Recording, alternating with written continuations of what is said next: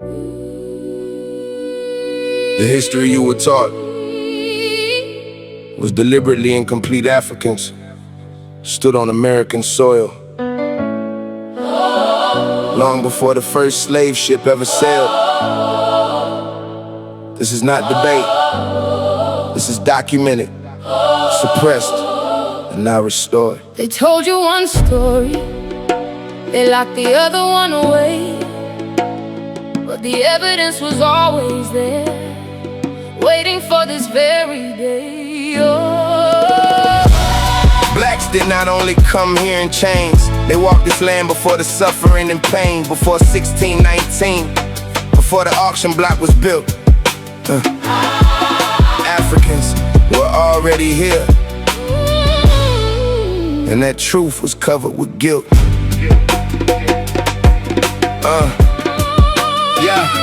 In 1311, the ruler of the Mali Empire, Mansa Abu Bakr II, surrendered his throne to pursue the unknown. He assembled 2,000 boats, loaded them with provisions, navigators and soldiers, and sailed west in the waters no Mali king had ever shown. He handed power to his brother Mansa Musa before departing, telling him he needed to discover what lay beyond the Atlantic horizon. He never returned to Mali. Disappearance fueled centuries of historical inquiry, academic tension, and scholarly division. Scholar Ivan Van Sertima published his research in 1976 in a book titled They Came Before Columbus. He compiled linguistic connections, botanical parallels, and deep cultural similarities that created enormous academic fuss. He documented how certain plants native to West Africa appeared in pre-Columbian America with no European involvement in their spread. He pointed to the Olmec, colossal stone heads in Mexico, some standing 11 feet tall, carved from basalt, weighing 40 tons, as he said. The facial structures on those heads, the broad noses, full lips, and high cheekbones did not match the indigenous populations locally known. Trade wind studies by maritime scientists confirm that natural oceanic currents from West Africa flow directly toward the Gulf of Mexico and Caribbean coast. It's shown. These are not myths invented for emotional comfort. These are peer-reviewed arguments presented in academic journals and university halls. The truth about African presence in pre-Columbian America was not lost. It was deliberately pushed behind closed walls. They told you one story, they locked the other one away, but the evidence was always there, waiting for this very day. Blacks did not only come here in chains, They walked this land before the suffering and pain, before 1619, before the auction block was built. Africans were already here, and that truth was covered with guilt. In 1527, Estevanico, a Moroccan African, arrived on American shores with the Spanish expedition under Narvaez. He explored Texas, New Mexico, and Arizona nearly 90 years before English settlers arrived, navigating those territories for days upon days. When Africans reached Jamestown in 1619, records confirmed not all were classified as slaves upon their arrival. Some were indentured servants who earned their freedom, acquired land, and secured their legal survival. Anthony Johnson completed his indenture, became a landowner, and hired workers of his own. Chattel slavery was not legally codified until 1662, 43 years after 1619. A fact most Americans have never been shown. The Black Seminoles of Florida integrated into Native American nations, fought 3 wars against the United States government, and refused removal. Their resistance and survival represent African presence and power In America, it goes far beyond what schools teach about approval. The lie was simple, Keep them believing they only arrived in chains, but the documented record tells a completely different story of where Black history began on these plains. Archaeology, linguistics, botanical studies, and maritime science all point in the same direction with documented compliance. The African presence in the Americas predates the Middle Passage by centuries of recorded time. The suppression of this knowledge was not accidental. It was executed by deliberate design. When the people do not know the fullness of their history, they cannot understand their identity or their worth. The restoration of this truth is not propaganda. It is the rightful return of what was taken from the earth. The lie that black people only came to America as slaves has now been confronted with the historical record it could not outrun.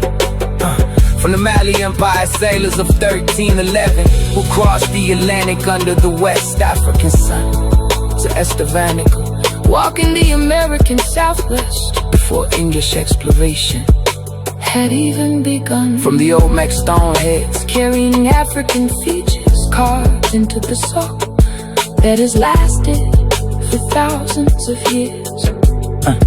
To Anthony Johnson, the African indentured servant who became a landowner and fought for his rights without fear. The full history of black people in America does not begin on a slave ship. In 1619, on the Virginia shore. History was rewritten by empires. Before slavery ships crossed the Atlantic, Africans already crossed oceans as sailors, soldiers, scholars, and traders, long before chains arrived. The history of black people in America did not begin in cotton fields. Long before European colonies were established, African civilizations were trading across deserts, rivers, and seas. The Mali Empire controlled gold routes that financed entire economies. African sailors navigated Atlantic waters centuries before Columbus sailed west. Historians recorded stories of African explorers reaching distant lands before European conquest began. In Islamic libraries, maps describe routes across oceans that Europeans later claimed to discover first. North African diplomats visited European kingdoms while Europe was still struggling through feudal wars. Black generals commanded armies in Spain during the era of Moorish rule. African knowledge shaped mathematics, astronomy, architecture, medicine, and navigation.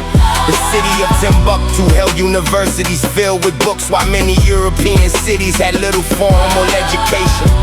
The transatlantic slave trade later erased these achievements from public memory. European powers built an economic system that depended on forced labor. Millions of Africans were captured through wars, raids, and colonial agreements. Families were separated permanently at ports across West Africa. Names, languages, religions, and identities were stripped away during transport. Slave ships carried human beings across the Atlantic under conditions designed for profit, not survival. Entire economies in Europe and America were built from unpaid African labor. Plantations expanded because enslaved workers produced tobacco, sugar, rice, and cotton. Banks, ports, shipping companies, and insurance firms became wealthy from slavery. The myth was later created that black history in America started only in bondage. That false story ignored African civilizations that existed long before colonialism. They erased kingdoms, they erased scholars, they erased explorers and sailors, and they replaced the story with chains alone. Black history did not begin with slavery. Africa had empires before Europe built colonies. The Atlantic carried traders before they carried slave ships. The truth survived even when history books tried to bury it. In the Americas, free black populations existed alongside enslaved communities from the earliest colonial periods.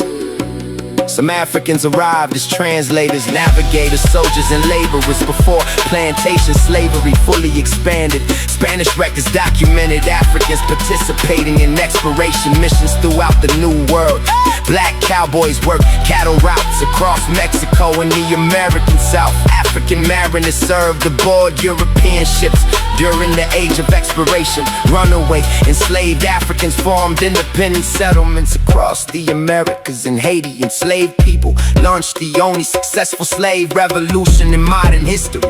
That revolution terrified colonial governments across Europe and North America. Frederick Douglass later challenged the United States to confront its hypocrisy about liberty. Harriet Tubman guided enslaved families to freedom through dangerous escape networks. Black soldiers fought in the American Revolution and the Civil War. Segregation later replaced slavery with another system of control. Jim Crow laws restricted voting, housing, education, and economic opportunity. Redlining blocked black families from building generational wealth. Textbooks often minimize African achievements while glorifying colonial expansion. Movies and media repeated stereotypes that disconnected black identity from ancient history.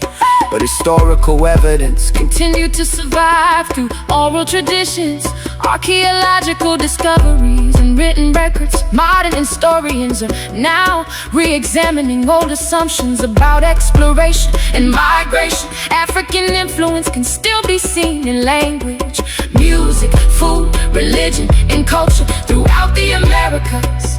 The story of black people is larger than slavery alone. It includes resistance, innovation, survival, leadership, and civilization. Stretching back thousands of years. They taught change without teaching kingdoms. They taught plantations without teaching empires. Look, but history cannot stay buried forever. Every generation inherits the responsibility to question official narratives. When history is controlled, identity is controlled. When identity is controlled, power is protected. Truth becomes dangerous to systems built on selective memory. The past is not changing. Only the story people were allowed to hear is changing. And once the full history is revealed, the old narrative begins to collapse.